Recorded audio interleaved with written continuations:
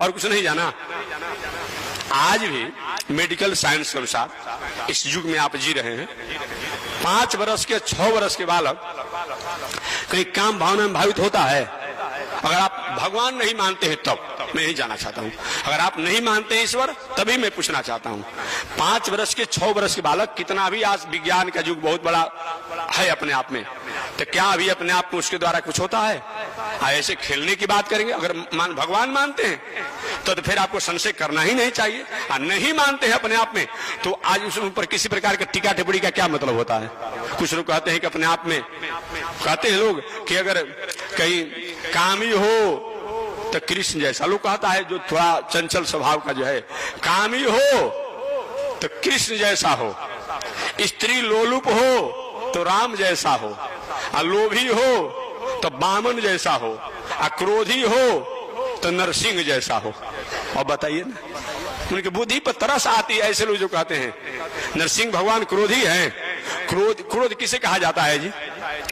क्रोध का मतलब क्या होता है? कामात क्रोधो भी जायते। क्रोध की परिभाषा होती है क्या चीज? कामात क्रोधो भी जायते। कामना लेकर के जो क्रोध किया जाता है उसी को क्रोध कहा जाता है। कोई अपना लाभ और दूसरे को नुकसान पहुंचाने के लिए दूसरे की संपत्ति को ही हड़प रहे हैं, लूट रहे हैं, दखल कर रहे हैं, और वहां अपना कोई व्यक्ति उसका प्रतिकार किया, रोक लगाया, उस समय आपको जो क्रोध हो गया वह क्रोध नरक के द्वार होता है। सभी क्रोध नरक के द्वार नहीं है। कामात क्रोध हो भी जायते, कामना लेकर जो क्रोध किया जाता है वह क्रोध होता है, बाकी सभी क्रोध नहीं होता है। कोई घर में छोटा बालक है या कोई ऐसा अभिभावक है अपने आप में, बालक कहते हम पढ़ने नहीं जाएंगे तो घर के मालिक जीवन क्या कहते हैं माता पिता, नहीं जाओगे तो भोजन बंद कर देंगे, कपड़ा बंद कर देंगे, रहने नहीं देंगे। तो क्या सही में उनकी ऐसी भावना है? नहीं, एक क्रोध उनका जो है केवल उसको शिक्षा संस्कार बनाने के लिए है, न कि अपने आप पे क्रोध करते उसका अनिष्ट के लिए। तो जो अपने आप में किसी के उपकार को लेकर के, किसी को भलाई के लेकर के, किसी को परमार्थ को लेकर के अगर क्रोध किया जाए तो क्रोध नहीं है। दिखने में तो मालूम पड़ेगा कि क्रोध है, लेकिन वो क्रोध नहीं है। वही डॉक्टर साहब कैंची छुरा और नस्तर लेकर के जितना मन करता उतना चीर देते हैं। और चीरने के बाद उनको अपने आप में पुरस्कार दिया जाता है जितना उनका फीस होता है, देते हैं ना। रास्ते में जा रहे हो कोई अपराधी अपने आप मिल जाए और पकड़ करके छुरा खाली दिखा दे, चिल्लाने लगते हैं अपने आप में। दोनों तो यही काम करते हैं। एक अपराधी जो चाकू का प्रयोग करता है वो हमें छीनने के लिए, हमें मारने के लिए, और एक डॉक्टर जो चाकू और छुरा का प्रयोग करता है हमारे जीवन को उद्धार करने के लिए। तो केवल सभी कर्म बंधन के कारण नहीं होते हैं, कर्म का उद्देश्य के अनुसार ही बंधन और मोक्ष होता है। डॉक्टर का उद्देश्य भले वो काटता है, चीरता है, फाड़ता है, लेकिन उसका उद्देश्य जो है कि जो व्यक्ति रोगी है, रुग्णावस्था में है, उसको रोग ठीक करने के लिए, तो काटने के बाद भी अपने आप में वो क्या है, वो काटना नहीं माना जाता है।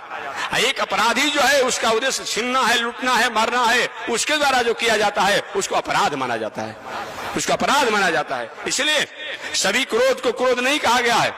आपने सुना होगा भगवान श्री राम इसी बक्सर में आए। इसी बक्सर में जब आए तो बक्सर में आए सबसे पहले अपने आप में राजघराने के थे, राजमहल से कोई बाहर ऐसा कुछ हुआ ही नहीं था। आते आते सबसे पहले अपने आप में ताड़का आ गई, सुबाहू मारिच आगे गरजने लगे अपने आप में, गरजने लगे अपने आप में। विश्वामित्र बाबा ने कहा रघुनंदन देखिए यही अपने आप ताड़का है, यही ताड़का, यही स्वभाव है, यही मारिच अपने आप में। भगवान से गुरु जी आप अपना अनुष्ठान कीजिए, बस हो गया ना, बता दिया ना। नहीं, ये मेरे जग को पूरा नहीं होने देते हैं रघुनंदन, मेरी एक कामना है, अरमान है, मैं तपस्या तो बहुत कर लिया, तपस्या इतना मैं किया अपने आप में, अंतिम ऊंचाई तक मैंने तपस्या किया और तपस्या करके मैंने ब्रह्मर्षि पद को भी प्राप्त किया, लेकिन आज मैं अपने जीवन में चाहता हूं कि मेरा जग हो जाता तपस्या का अंतिम अपने आप रूप में, लेकिन मेरा जग पूरा नहीं हो पाता है। जब मैं जग करता हूं तो जग के कोई प्रारंभ में, कभी मध्य में, कभी अंत में इन राक्षसों द्वारा खून, पीव, हड्डी, मांस इत्यादि बरसा करके कभी जगशाला में आग लगा करके ये समाप्त कर देते हैं। आप कम से कम रक्षा कर दीजिए। 5 दिन जग हो गया था, 5 दिन जग हो गया था। 6वां दिन जग की पूर्णाहुति थी, मारी सुबाह इत्यादि राक्षस आए। भगवान ने क्या किया? सबसे पहले ताड़का का उद्धार कर दिया, उद्धार कर दिया अपने आप में। सुबाहु का भी कल्याण कर दिया। मारिच से आगे का काम लेना था, इसलिए उसको अपने आप बाण मार करके छोड़ दिया, ये बताया गया। तो इसलिए सभी क्रोध जो है ये नरक का द्वार नहीं है। रामचरितमानस में, रामायण में बताया गया है कि यदि खल दंड करहु नहीं तोरा तो भ्रष्ट हो ही श्रुति मार्ग मोरा।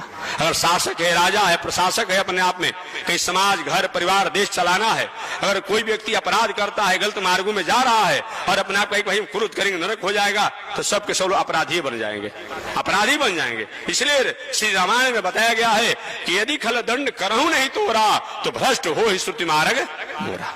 यदि खल व्यक्ति को, दुष्ट व्यक्ति को अपने आप में, अपराधी व्यक्ति पर अनुशासन नहीं किया जाए, दंड अगर नहीं दिया जाए तो सब के सब लोग गलत मार्गों का अधिकारी हो जाएंगे, फिर मार्ग स्वच्छ बचे ही नहीं पाएगा। तो भले वो देखने में मालूम पड़ता है क्रोध है, लेकिन क्रोध होने के बाद भी वो क्रोध अपने आप में नहीं कहा जाएगा, नहीं कहा जाएगा। इस तरह शास्त्रों में बताया गया है। तो मैं निवेदन करना चाह रहा था